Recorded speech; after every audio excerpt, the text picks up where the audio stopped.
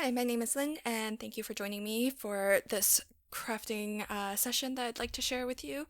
I made a lot of these flower pop-up boxes using the Papercraft Society box number 15. This one was designed by Linda Parker, and I have a lot of June, July, August birthdays, so I thought flower boxes would be really great birthday cards this year. So I made 5 of them, and I did one completely off camera just so that I could have one to show so that you could see what the dies in this box kit are designed to create. Of course, you can use them in a variety of different ways, but today I'm going to only use them to make these flower pop-up boxes. But you'll see by the time you see my last card, you'll see how different each of the 5 cards really are. And so while structurally they're the same, you can really achieve very, very different looks. So on this first one, I won't speed it up quite as fast as I will for the rest of the videos, just so that I can explain a little bit what's going on here.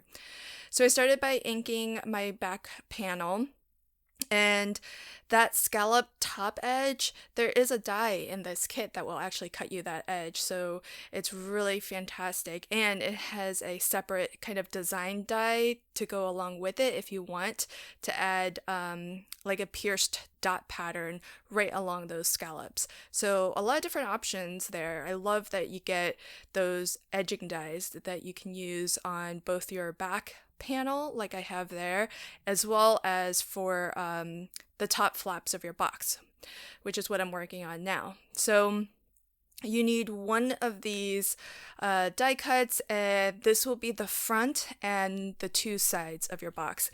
And I thought that because we have a scalloped border on the back panel that I would round the edges using my corner chomper. I am using 120-pound paper, so this is pretty thick, so that's why I knew my regular corner rounder wasn't going to cut it, but the We Are Memory Keepers corner chomper is fantastic. It's just that it can go through really thick material, but sometimes I don't get a perfectly round corner, and I find I have to kind of flip it this way and that, and maybe that's just me. I don't know. Let me know what you think if you have it and whether it works well for you. But there is a die in this kit that will cut this grassy edge border. It's not a very wide die though. It's only about, well, I can't remember off the top of my head exactly, but maybe 1.25 inches, 1.5 inches or so. But you can see I was able to do multiple die cuts, just repeating my way across my little grassy panel there. And even though the die is straight, you can kind of lean the die a little bit upwards, a little bit downwards, and kind of have a hilly effect like I've got going on there. So here I'm attaching the box to my back panel, and I'm attaching just one glue tab for now, and then I'm going to just cut a little triangle off of the top of the glue tabs that are on my bridge pieces, these grassy pieces here. And that's just going to ensure that no one ever sees those glue tabs, because I'm going to actually attach those right up to the very top of our box where the top flaps start to fold down. So I'm lining it up with that fold line there.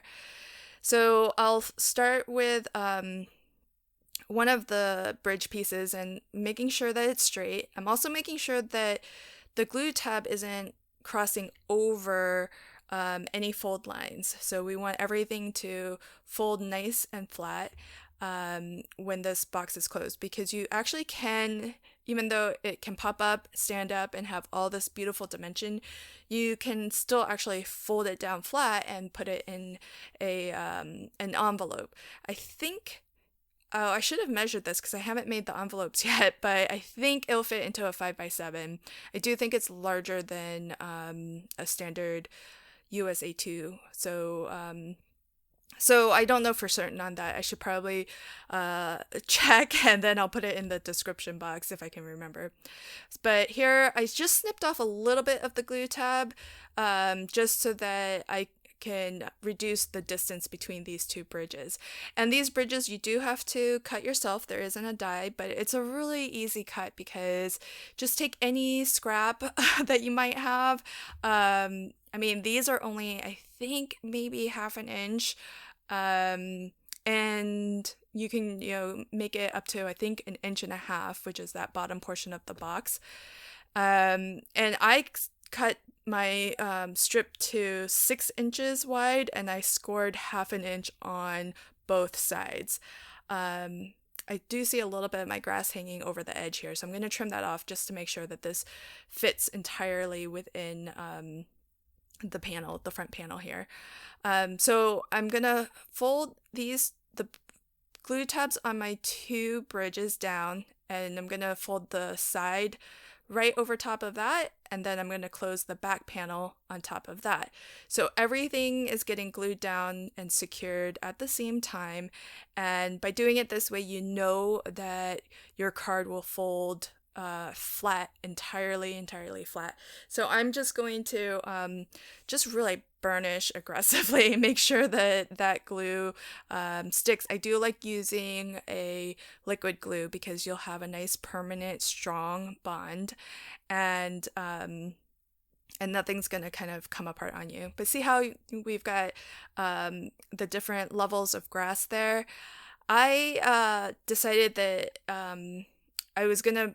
Normally, what I do is I arrange the colors so that it's lightest to darkest because I have three different shades of green. But this time I thought I'd do something a little bit different. I put my mid-tone in front and I put the lightest shade of green in the center and the darkest on the back, and that's getting adhered right to our back panel. I wanted to wait to attach that because I wanted to see the other two in place so that I could determine how high I wanted that to show. But the reason why I put the lightest shade of green in the center was I thought it might be interesting just to see some highlights of like the grass through peeking through, and I don't know how effective that really is because I really put a lot of flowers in this box, so it's hardly even noticeable that there's even grass there at all. But I think if you twist and turn it, you'll still be able to really appreciate all that detail. These flowers are actually not cut from paper. These are cut from flower forming foam, and it's kind of similar to Foameran. I think Foameran is a specific brand perhaps, or I don't know if it refers to something very, very specific, but the brand of flower forming foam that I'm using here is a mix of Crafter's Companion and Sizzix. I find those two are really great. Tonic also does a really good one too. Normally when I do foam flower forming, I actually put some heat to the foam so that it really kind of curls up and gets a lot of dimension, and you can really get some shaping in there. I didn't do that this time because with daisies, I just think that they tend to actually be like a little bit more straight and not quite as sort of wrinkly, if that's the right way to describe it. But I did make all of these in advance. However, I decided that I left one set to do on camera so that you can see how I shaped these flowers. It's going to be really, really simple. For the yellow ones, what I did was I started with yellow foam, and I'm inking the tips with the yellow ink that actually came in the kit from Papercraft Society. And then I'm going back over, in a second, I'll go back over those tips with the red ink that came in the kit. And I'm just going to blend those a little bit. So it may seem weird to put yellow ink, on yellow foam, but without that yellow ink, we're not going to really get an orange color because the red is just going to go directly into the yellow foam. And I didn't want yellow and then all of a sudden red. I really wanted sort of a more subtle ombre look effect. So here all I'm doing is I stacked 2 flowers together and I'm putting them ink sides together. That just helps keep your fingers a little clean. But really through this process, I just had inky fingers. And it minimizes it, but you're still gonna get inky fingers. And I'm just twisting. I'm twisting each of those petals just to give them a little bit of shape, get them to be a little bit irregular, and I'm just using my ball stylus underneath each petal and stretching the petal out a little. It thins out the foam just a smidge. It does straighten it, but that's sort of the look I was going for because I feel like daisies are usually, they just have very clean, crisp lines. So I'm going through and adding just a smidge of curl, and these will kind of loosen and flatten a little bit. Without the heat, they don't hold their shape quite as much as they would have if you give it some heat. Now for each flower, I'm actually stacking 3 die cuts of the same shape. So when I do this, I start with one. When I apply the second one, I just put it, to one end of the gap between the lower one, and then with my final one, I just fill in that gap. That way you get a really full flower without any gaps. And here what I'm doing is applying the sort of that pollen center, and how I made those was I used Eileen's Tack It Over and Over glue. And I just made some dots on a paper liner. It's really just the paper release of my double-sided adhesive roll. And I let that Eileen Tack It glue dry completely. And it takes a while because these are large. Some of them were actually very dimensional and thick. So I actually let it dry for a good 2 days before I did anything with it. And when you do let it dry like that, the glue dries tacky, and so it becomes a repositionable or temporary hold glue. And so it has just enough tackiness to actually grab onto glitter, which is what I applied over the those glue dots. And you could do a lot of different things there. You could use, gilding flakes. You can use gold foil, silver foil, whatever you want. Pollen. I tried it with pollen. Pollen doesn't work quite as well. With pollen, I would definitely suggest applying it while the glue is actually wet. So I've had pretty good success of using pollen with just a regular PVA glue, making glue dots with PVA glue, and then before it dries, sprinkling the pollen right over it.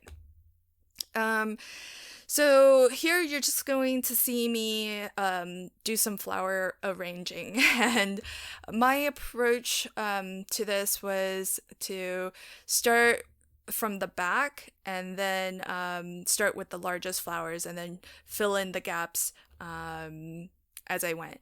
And when you get this kit, you'll see that there's also an A5 sheet of acetate, and this is the good acetate. It's really sturdy, it's very stiff, so anything that you attach to it, it's gonna stand straight up. And it's really nice for things like attaching your bee, like I'm about to do here, because it just looks like, the bee is kind of hovering in midair. And usually when I make shaker cards, I use a really flimsy acetate because you don't really need it to be strong, but and stand up like you do in this case, because you really want your flowers to kind of stand up nice and proud, and not just start bending over and collapsing on its own weight. What I'm attaching everything with, though, is I'm using red line tape, as you just saw, to attach the bottom of the acetate strips to the box. but I'm actually using glue dots, as you just saw, um, to attach the leaves and the flowers and whatnot to the tops of the acetate. And the glue dots I just found are really convenient. But the red line tape I know is going to be really strong, and so that's really just the key. Is you do want whatever uh, glue that you do use, you want it to be really strong. I don't think a liquid glue will work quite as well with acetate. I found that really a dry adhesive is your best bet. And here I've got a lot of leaves in various shades of green. And so I'm just going to tuck leaves here and there just to cover and fill out this box a little bit, especially areas where even though the acetate is really clear, I still don't want too much of it showing. So anywhere where there's a lot of acetate showing, I'm trying to cover that up a little bit with some leaves. As you go to attach your elements, you have a few options. So we have the two bridges that we have on the inside of our box, and you can actually attach either in front of or behind those bridge pieces. Because I've got the grassy border, most of the time, if not all the time, I actually attached everything to the back of the bridge.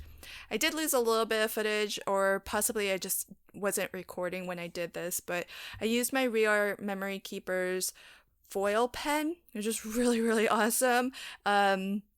I picked up a lot of We Are Memory Keepers items when Joanne had it discounted like 60%, and then you could still use coupons, so it had another 20% off. And so I got the foil pen, which was really cool, and I wanted to show how to use it, but I think I was just too excited to use it and forgot to turn on the camera.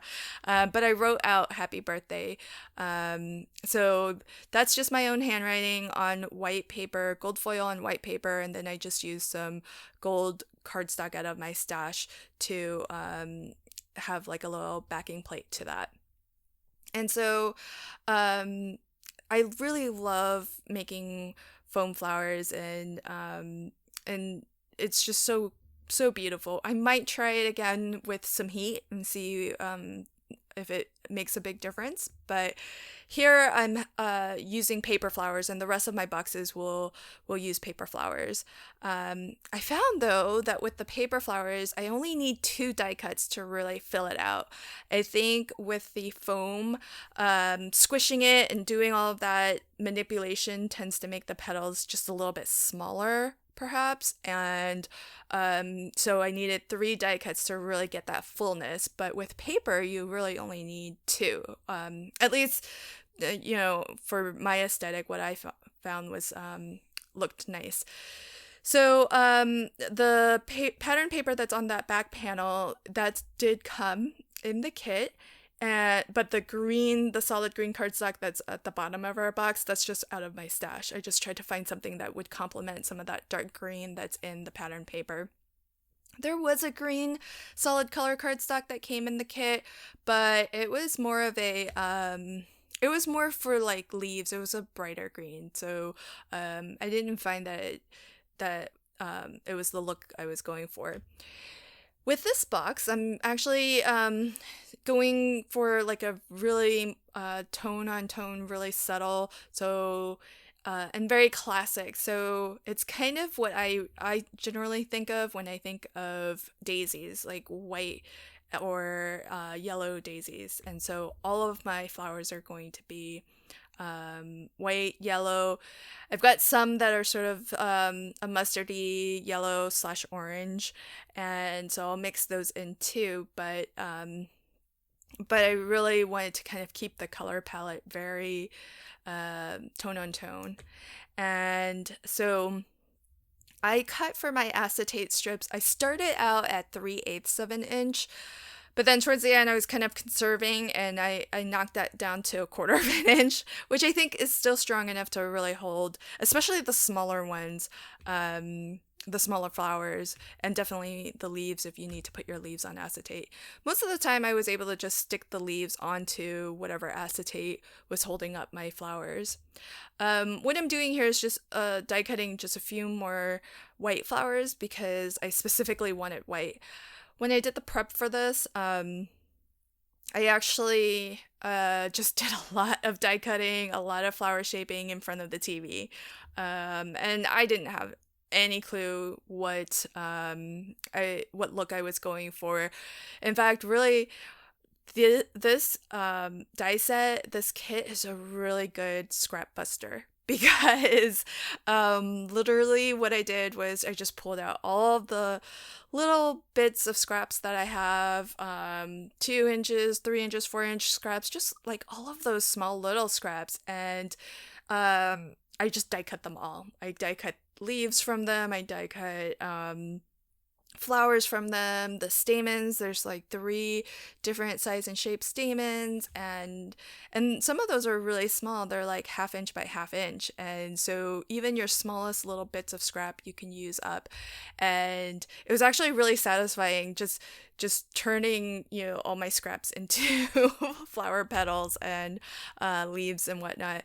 So I just had a pile of flowers, and once I had those, I started to kind of group them and just start to have a little bit of an idea for how I wanted to present them, and then I chose my pattern papers and different themes accordingly. So one of the things that I was trying to keep in mind is whichever color is sort of your strongest color, your brightest color, or your darkest color, that tends to be where the eye will focus and go to. And so I tried to kind of stick to that rule of 3 where having things in odd numbers tends to be a little bit more pleasing to the eye. And so you can see with my orange flowers, I've got 3 of them in the box, and I have them kind of interspersed back to front, left to right, so that your eye, as it naturally gets attracted to those colors, it's going to travel across the entire box. And so that's one of the things that I was trying to bear in mind as I was kind of composing my flower box. I was just really tickled by the idea that as paper crafters, it's so fun to have this as a hobby because we get to dabble in a lot of these other things like flower arranging and things like that. And I just thought it's such a neat hobby where because with paper crafting, there's so many different themes of things. You can be like a landscaper and create beautiful scenes. You can be, a marine biologist and create, these underwater scenes and things like that. So I just think it's really fun that, to be able to make all of these floral arrangements and just kind of dabble in a totally different kind of skill set and craft. So a lot of fun. I love this kit. So here what I'm doing is this die does come in the kit, and it's one of those little plant markers. So I'm die cutting it once out of white, and then I'm gonna do a partial die cut out of that same green, dark green that's the bottom of the box. And then I'm gonna stamp my sentiment onto white cardstock. And so if you do this, happy birthday will just about fit, but you really have to center happy and birthday because birthday is just the width of that word will just barely fit within that little plant label. And what you would need to cut it down to is 1 7/8 by 1 3/8, and so that'll give you a 1/16 inch border all the way around. And basically, so the that plant marker, it has a stitched detailed edge, and the white piece there that I stamped my sentiment onto, it just goes within that stitch marking. So there's like really barely any green there. So, and as you can see, there's barely any white around my sentiment. So it just barely fits, but it will fit. You just have to really make sure that that you've got everything nicely centered. So I'm going to put my little plant marker in my flower box here, and it's going to be like one of those, flower cards that you get when you get like a vase of flowers or uh, something kind of in the mail, right?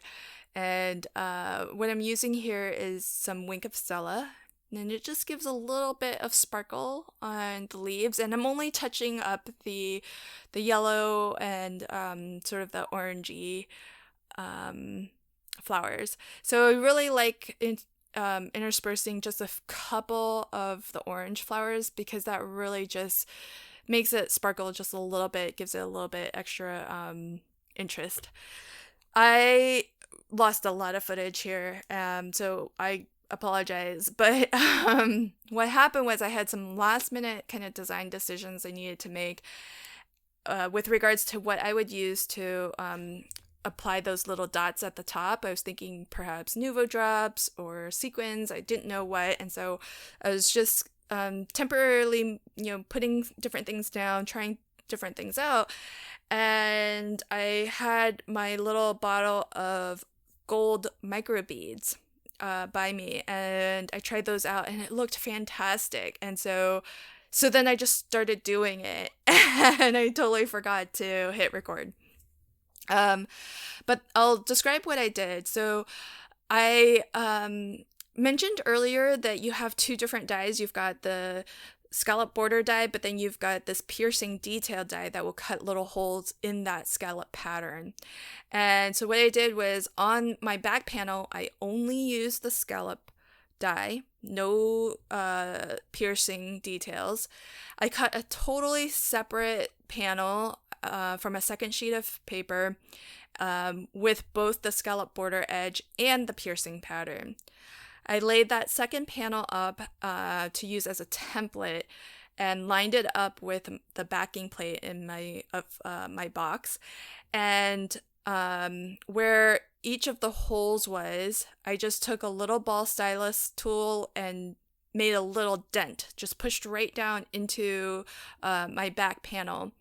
And that way, I made myself just a little mark so that I know, kind of basically transferring that dotty pattern to my back plate. And initially I was thinking I would use Nuvo drops and kind of embracing that like dot and drop style. But I wasn't too sure I could make little dots small enough.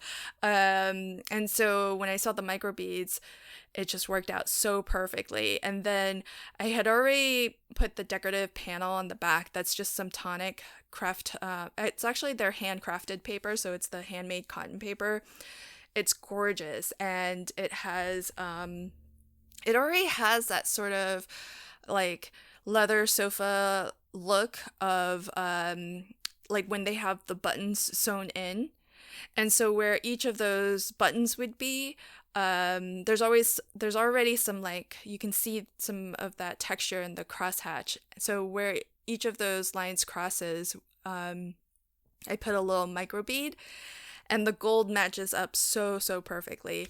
So so that's how I achieved that. The leaves here I actually die cut out of vellum and white, because I really wanted to keep everything sort of in this abstract, and I didn't do any shaping to the flower petals at all. They're just die cut, and then that's it, glued together. No shaping, no cupping, no curling, nothing at all. The banner that says the happy, you do get the letters to die cut happy in this kit. However, the word birthday I just use a Sizzix, I think it's a Tim Holtz alphabet die set, to die cut that out of some gold paper as well. And the banner is actually a Tonic Studios banner die that I have. And it's a really nice one because it actually has the score lines where you can fold it back and have all that dimension, and yet still be able to kind of fold it flat as well. So, oh, and the other thing is that you do get that scalloped dotty border edge, which I used for the flaps of my box. So that sort of mimics the back panel, where it also has that scallop pattern with the gold microbeads as the dotty pattern instead of holes cut straight through. So I had a lot of fun with this box. I mean, imagine giving this box to somebody who's celebrating like a big milestone birthday, like a 90th birthday or something phenomenal like that. And I do even have some bees die cut from gold foil, gold mirror card.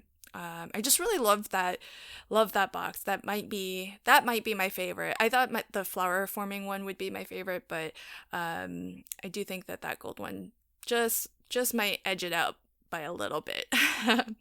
So with this box, doing things a little bit differently. So with all of my other ones, I started with the flowers first, and I just kind of built around that, and then just threw the sentiment in wherever I could find a good spot for it. So here I decided, well, let me start with the sentiment and then build everything else around that, because that seems like that should be the central focus. So I attached my sentiment first, but I am still kind of attaching things with the idea in mind of, starting at the back and almost starting kind of at the perimeter, so I can sort of set the shape, overall shape that I want the flowers to be in, and then I'm kind of moving progressively smaller and smaller to fill in the gaps. And again, I'm trying to be mindful of wherever I'm using something that is a strong color that's going to really pull your eye, like the purple flowers. I'm going to try to balance that out and really make sure that your eye keeps moving, that there's going to be another spot for your eyes to land and follow that color.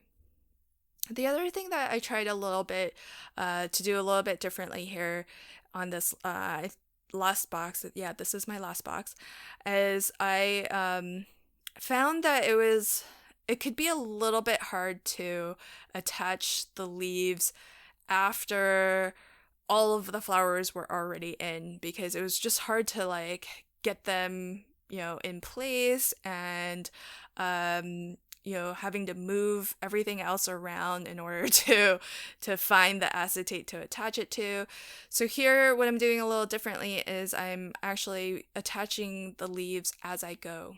I also found that with these baby's breath, they're so delicate and they're so just really thin. It was really hard to use them as individual die cuts. So what I decided to try was actually to create sprays. So gluing 3 of them together, and then also just attaching some leaves to it too, and then having that just be a unit, a solid unit that I could then use and have a little bit more cardstock that's a little bit more solid in order to stick it down.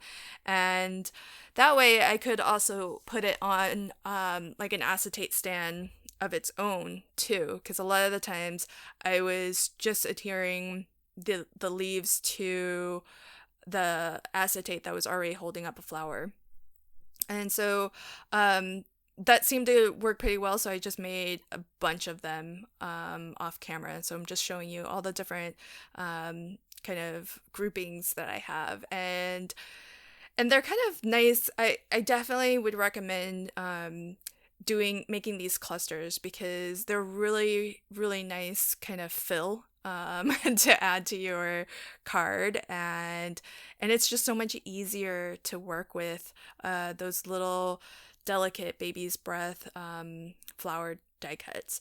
So they also it also just makes it a little bit more prominent so that it really kind of stands up and is its own element as opposed to something that's just, kind of faded into the background.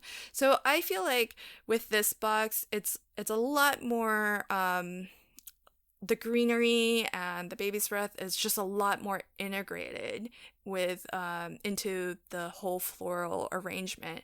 And I think overall, in some ways, it just feels a little bit more realistic. So if you were buying like a bouquet of flowers, I think this would look a lot more like that, as opposed to some of my other boxes, which are very heavy on the flowers and and not so much on the other stuff that really helps to make the flowers pop out even more. Actually, because they provide some background, some fill, and a little bit of interest, but they don't detract from the flowers. So I definitely am glad that I thought to try it before I finished up all 5 of my cards, because I'm definitely going to be doing a lot more of that sort of idea, just kind of making these micro bouquets and then using them individually. So love how fun and how versatile this kit is. And I'm only just using the kit in this one way. There are a lot of stamps in the kit which I didn't use. This is a recap of all of my flower pop-up boxes in real time, just so that you can really see what's going on. With that one, I picked those colors to match the pattern paper, which was just scraps from a first edition paper pad that I have. This is my foam flower box. It's a little bit more realistic, quote unquote. So it's got the inky sky background, it's got the grass borders, and I think the foam flowers tend to make it look a little bit more realistic, but we're breaking that realism with glitter in the center. But if you want, you could go with pollen centers, and that would look really realistic. This one is just more tone on tone. It's really subtle, but I love it. And this has got to be, it's really over the top, I know, but I just really like it. I used up so much of my scraps, like all of my gold scraps, anything that was pearlescent, that was, a lot of my tonic specialty papers, I had little scraps of. Oh, this is such a great scrap busting project. And this one, of course, I love that it finally dawned on me by the time I was almost done to effectively use those the kind of baby's breath flowers. So I'm really, really glad that I eventually figured that out, and I love how that last one turned out as well. So as you can see, a lot of different styles using the exact same dies, just different papers. So I hope that you enjoyed this video, and if you did, please consider subscribing, liking, commenting, sharing this video with anyone that you think might be interested or might enjoy it as well. Thanks again, and have a fantastic day. Bye!